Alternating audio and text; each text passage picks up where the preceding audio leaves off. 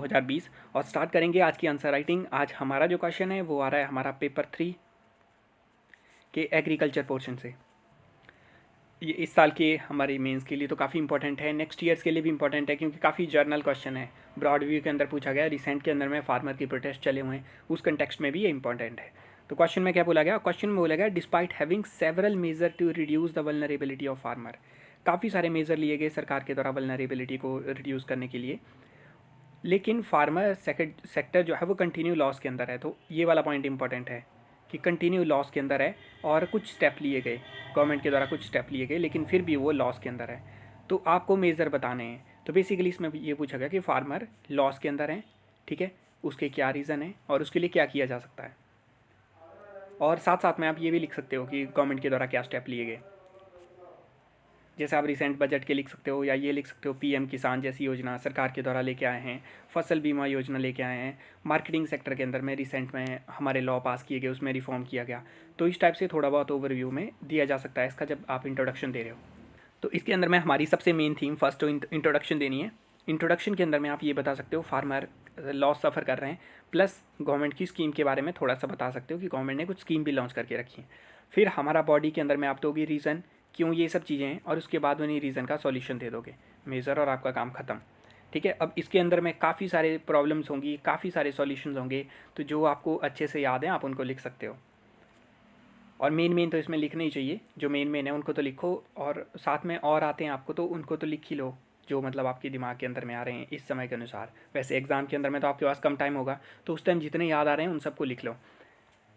तो first introduction के अंदर में हम लिखेंगे कि इंडिया की मेजॉरिटी जो इकोनॉमिक फोर्स है वो हमारी काम कर रही है फार्म सेक्टर के अंदर में। फार्म सेक्टर में मेजॉरिटी काम कर रही है, लगभग 46 करोड़ के करीब में वर्क फोर्स होगी, उसमें से 26 करोड़ के करीब में एग्रीकल्चर के अंदर में काम कर रही है, ऐसा हम आर्टिकल का मानना है। अब इसके अंदर में हमें टारगेट रखा हुआ है डबल करने का फार्मर की इनकम को। डबल करने के लिए फार्मर की इनकम को जब ये टारगेट रखा गया था 2017 के अंदर में, तब बोला गया था अगर इसको अचीव करना है तो लगभग 10% की ग्रोथ चाहिए, जो हर ईयर 10% की ग्रोथ चाहिए। लेकिन इंडिया कितना ग्रोथ कर रहा है? इंडिया 4 से 5%, कई बार 3%, इतना एग्रीकल्चर के अंदर में ग्रोथ हो रहा है। इसका मतलब ये हुआ आपकी प्रोडक्टिविटी किस रेट पे इंक्रीज़ हो रही है, आपकी जो दाम है, जो आपको पैसे मिलने चाहिए वो कैसे इंक्रीज़ होंगे। प्लस मार्केट के अंदर में अगर ख़राबी होगी तो प्रोडक्टिविटी भले ही इंक्रीज़ हो जाए, आप ज़्यादा राइस प्रोड्यूस कर रहे हो, लेकिन उसको कोई ख़रीदने वाला नहीं होगा।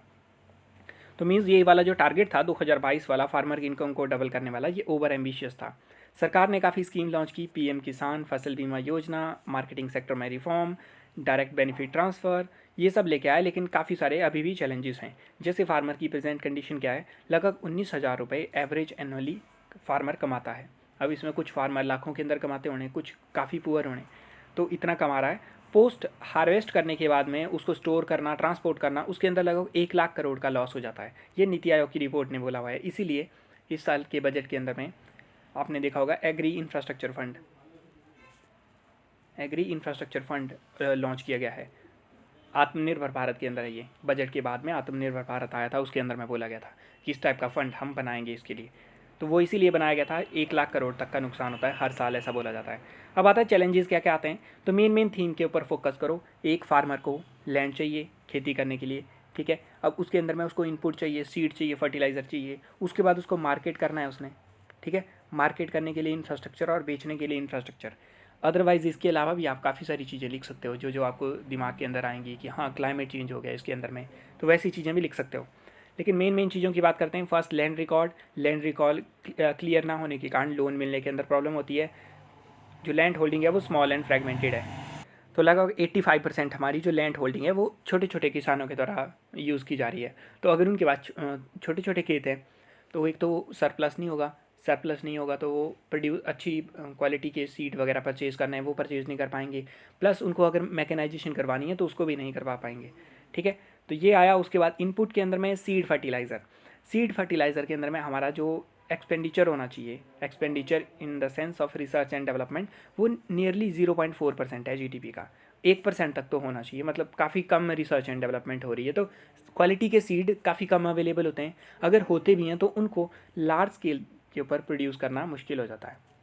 फिर एपीएमसी जो हमारी मंडी हैं उनके अंदर में middle man, cartelisation, poor MSP availability, ये सब चीज़ें देखने को मिलती हैं। अब सरकार ने इसमें कुछ चेंजेस किए हुए हैं, लेकिन अभी भी प्रोटेस्ट चल रहे हैं उसके ऊपर, ठीक है। और अगर आपको ये चीज़ें बतानी है एपीएमसी क्या होता है, ये सब चीज़ें आपको स्टडी करनी पड़ेंगी एग्रीकल्चर पेपर 3 वाले टॉपिक के अंदर में, क्योंकि जिन्होंने फर्स्ट टाइम स्टार्ट किया है उनके लिए तो ये नई चीज़ें होंगी देखने के लिए। फिर आता है हमारा पुअर इंफ्रास्ट्रक्चर पुअर होने के कारण जैसा मैंने बताया 1 लाख करोड़ का आपको लॉस हो रहा है। हॉर्टिकल्चर हम फूड ग्रेन से ज़्यादा प्रोड्यूस कर रहे हैं, हॉर्टिकल्चर फूड ग्रेन से ज़्यादा प्रोड्यूस कर रहे हैं, जैसे फल फ्रूट हम ज़्यादा प्रोड्यूस कर रहे हैं, वो 300 टन से ऊपर, मिलियन टन से ऊपर चला गया है, और फूड ग्रेन 300 मिलियन टन के करीब हैं। तो इस केस के अंदर में उनकी प्रोसेसिंग, इंडिया के अंदर में जो प्रोसेसिंग है, जैसे हॉर्टिकल्चर आपने टमाटर से अगर जैम बनाना है, वो चीज़ें आपको अगर करनी है तो उसको करने के लिए प्रोसेसिंग करनी पड़ती है, तभी आपका प्रोडक्ट लॉन्ग टर्म तक टिकता है। अदरवाइज़ हॉर्टिकल्चर के अंदर में लगभग 30% हमारे प्रोडक्ट ऐसे ही वेस्ट हो जाते हैं बिना उनके कुछ जो फार्मर है उनको कुछ मिले हुए। तो ये हमारा पोस्ट हार्वेस्ट लॉस इतना ज़्यादा हो जाता है। स्टोरेज के लिए इंफ्रास्ट्रक्चर पुअर है। अगर आपने हॉर्टिकल्चर प्रोडक्ट को लॉन्ग टर्म में स्टोर करना है, टमाटर को स्टोर करना है अपने लॉन्ग टर्म के अंदर में, तो आपके पास में कोल्ड स्टोरेज होनी चाहिए, जो कि लैकिंग है इंडिया के अंदर में। फिर मेजर के अंदर में सेम इन्हीं को उल्टा करोगे, जैसे रिसेंट रिफॉर्म सरकार के द्वारा लाए गए contract farming, APMC reform, essential commodity act, इन सब रिफॉर्म को अच्छे से इंप्लीमेंट किया जाए।